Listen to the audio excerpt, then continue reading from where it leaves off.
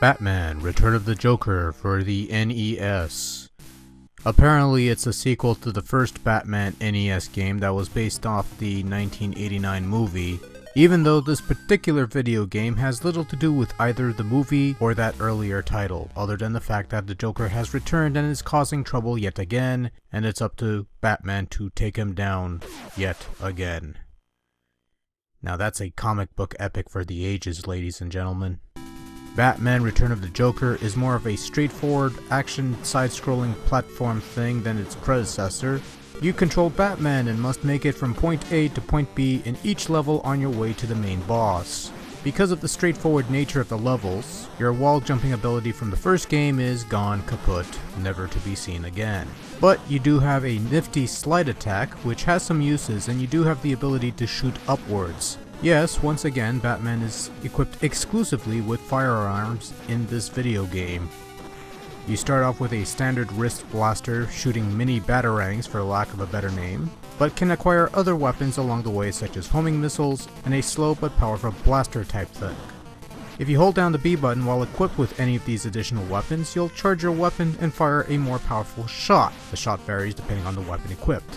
Some enemies will drop pods that will charge your B meter for lack of a better name, and collecting 8 of these pods will transform Batman into a gold-colored Super Batman for lack of a better name, which gives you a constantly firing super gun and invincibility for a limited amount of time.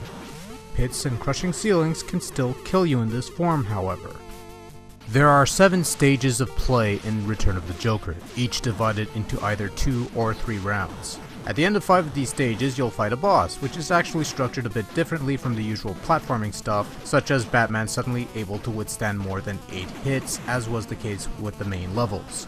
Also, you tend to retain your powered weapon after losing a life during the boss fights, but losing all your lives will bring you back to the preceding round. Stages 2 and 5 lack any boss encounters, but instead you'll have this shooter style setup where Batman is on a jetpack and shooting down various robots and other things. In the grand scheme of things, Return of the Joker is really nothing special as far as the gameplay goes. It's a straight up platformer with some shmup segments and specialized boss fights, but that's about it. It's not reinventing the wheel or doing anything new or innovative in regards to the genre, it's just content in offering a game that plays fairly straightforward for the most part, and it does this just fine, I think. Control's actually pretty solid and responsive for the most part. Jumping's fairly decent, Batman moves about smoothly and without delay, and while a slide is no replacement for the wall jump, there's never really an instance where you really need that wall jump because the levels are really straightforward affairs, nothing too complicated in regards to level design. That having been said, Batman: Return of the Joker is hard, at times almost stupidly so. Even though the levels are fairly short and straightforward, there's a tendency to have so much shit thrown at you that it feels somewhat overwhelming at first. It's definitely one of those games that you really have to take your time with and not rush, or else you're going to meet a very early demise. This is especially evident in the snow level of the 3rd level, where missiles are dropping from the sky and you have to contend with wind wizards and slippery ice.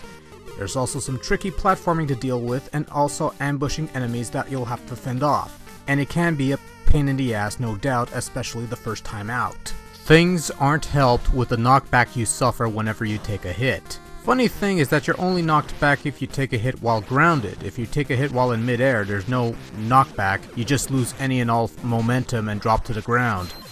There are no health pickups either, so all it takes is 8 hits or a timely fall into the abyss below, and you can kiss your bat ass goodbye in grand fashion.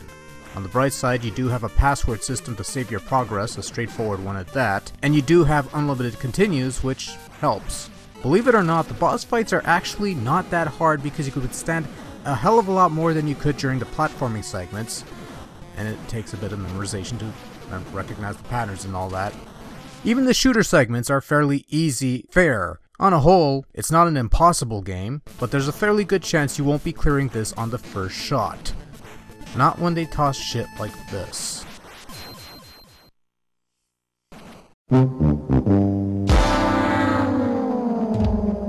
The original Batman video game for the NES sported some truly impressive graphics for the console, with its highly detailed visuals and suitably gothic level layouts that nearly matched the tonality of the movie it was adapting, even with some of the liberties taken with the game itself. But as good as that game looked, Return of the Joker really trumps it with some of the most impressive visuals to grace a Nintendo Entertainment System. The characters are big, detailed, and Batman especially moves about fluidly. There's fantastic use of parallax scrolling in regards to the skies and the underground shooter segments, which look great. And the stages themselves are beautifully crafted and detailed. This is one of those games that really pushes the NES to the limit in regards to the visuals, and really shows what could be done with the hardware if the developers were to put their minds to it. And sure, the game has its share of flickering, no doubt evident on screen here, but it still looks bloody good, and even so 20 plus years later, this is still pretty impressive looking stuff. Top notch all around. Sound-wise, well, no surprise here, it's something of a tradition for Sunsoft-developed NES games to sport some fantastic musical pieces, and once again Batman Return of the Joker continues this tradition with a selection of excellent tunes. The opening title theme in particular sets the mood for the dread you're no doubt going to face in the 7 stages before you, and when it comes to the in-game music, you're getting some really awesome chiptunes on display here, and they do a fairly good job of setting the mood and getting you into that frame of mind that business is about to pick up. Sound effects, on the other hand, are nothing special. They're just there. That's a good thing, by the way. Overall, Batman Return of the Joker is a highlight on the NES library. The gameplay itself isn't that unique, and a challenge level may be a bit meticulous for some, especially in the later levels. But the game makes up for it with its impressive presentation in terms of visuals and sound. In this regard, this is an example of a game that can really define what the NES is capable of if developers put their mind to it, and the end result is a pretty spectacular looking game. All this would have meant nothing if the gameplay wasn't worth a damn, and fortunately Return of the Joker is a solid game in its own right, and worthy of any NES library worth their salt. And, well, I might as well bring it up here, wasn't going to touch on it, but the Sega Genesis did receive a version of this game called Revenge of the Joker, but despite the 16-bit facelift and the additional colors, the game actually looks and sounds a bit substandard. Definitely nowhere near as good or polished as the NES version, which is just a testament to how well made that NES game was. As such, I'd suggest staying away from the Mega Drive version and going with the superior 8-bit NES version. And yeah, I just said that. Funny how that works. Good night.